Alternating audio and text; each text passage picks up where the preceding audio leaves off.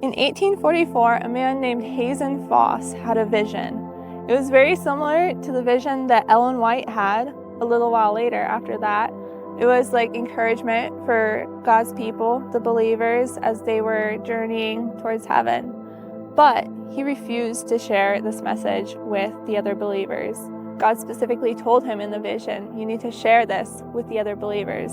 But he said, no, I'm not going to. Well, he had the same vision again, a second time. And in the second vision, God told him specifically, if you do not share this vision with the other believers, then these visions will be given to someone else. Well, he decided to not share the visions still. God gave him the same vision a third time, and the third time God said, you have been released from the burden of this vision, of these visions, having these visions and sharing them with the other people. God said, I'm going to give them to the weakest of the weak who will do my bidding. As you can probably imagine, that pretty much startled Hazen Foss, and so he decided he would try to do what he should have done a long time ago, the first time when he had that vision.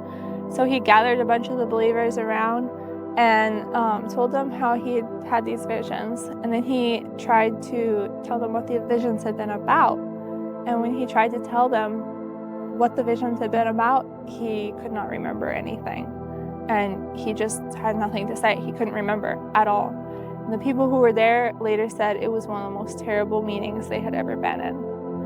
Well, a little while after that, several months after that, Hazen Foss met Ellen White in person. And by that point in time, Ellen White had been having visions, and she had been sharing them with the believers. And Hazen Foss had heard about that, and he told her, make sure you stay faithful to what God has told you to do. Share the visions like God has told you to share them. Because he said, I chose not to do that. He said, I am now a lost man. And after that, there's no record of Hazen Foss ever having an interest in spiritual things. It reminds me of the story of Esther. In Esther 4:14, it says, if you remain completely silent at this time, relief and deliverance will arise for the Jews from another place, but you and your father's house will perish. Yet who knows whether you have come to the kingdom for such a time as this? God has called us all to do something, and if we choose not to obey and choose not to listen to what he is calling us to do, God will choose somebody else. His work has to be carried forward.